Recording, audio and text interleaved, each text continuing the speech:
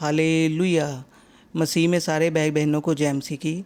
आज हम पवित्र बाइबल में से पढ़ने जा रहे हैं मत्ती की अंजील, उसका 4 बाब 1 आयत से लेके 25 आयत तक। तब आत्मा यीशु को जंगल में ले गया ताकि इब्लीस से उसकी परीक्षा हो। वह 40 दिन और 40 रात निराहार रहा। तब उसे भूख लगी। तब परखने वाले ने पास आकर उससे कहा, यदि तू परमेश्वर का पुत्र है तो कह दे कि ये पत्थर रोटियां बन जाए।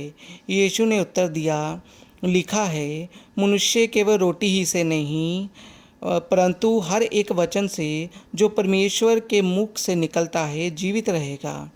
तब इब्लीस उसे पवित्र नगर में ले गया और मंदिर के कंगूरे पर खड़ा किया और उससे कहा, यदि तू परमेश्वर का पुत्र है तो अपने आप को नीचे गिरा दे, क्योंकि लिखा है, वह तेरे विषय में अपने स्वर्गदूतों को आज्ञा देगा और वह तुझे हाथों हाथ उठा लेंगे, कहीं ऐसा ना हो कि तेरे पाँव में पत्थर से ठेस लगे।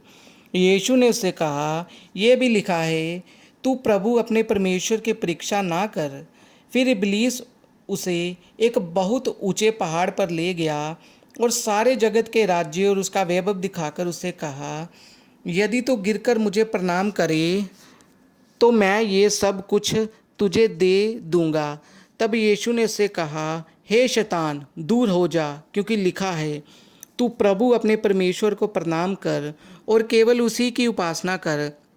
तब शैतान उसके पास से चला गया और देखो, स्वर्गदूत आकर उसकी सेवा करने लगे।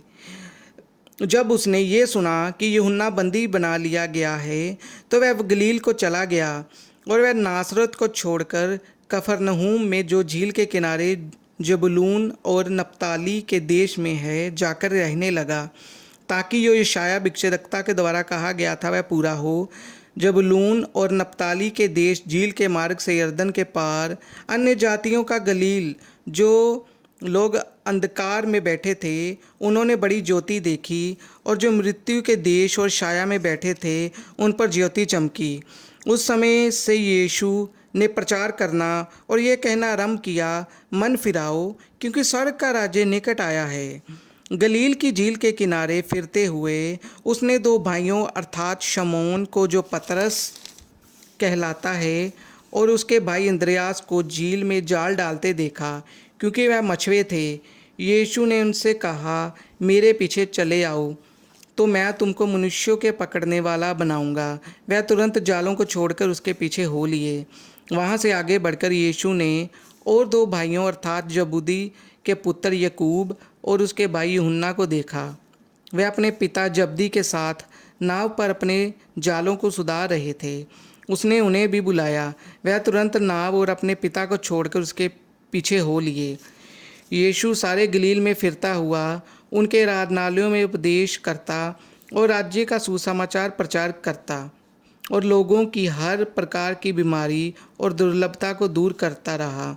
और सारे सीरिया देश में उसका यश फैल गया और लोग सब बीमारों को, जो नाना प्रकार की बीमारियां और दुखों में जकड़े हुए थे, और जिनमें दुष्ट आत्माएं थी, और मिर्गी वालों और लकवे के रोगियों को उसके पास लाए और उसने उन्हें चंगा किया। गलील और दिकापुलिस, यरूशलेम, यहूदिया और यरदन नदी के पार से भीड़ की भीड़ उसके पीछे हो ली।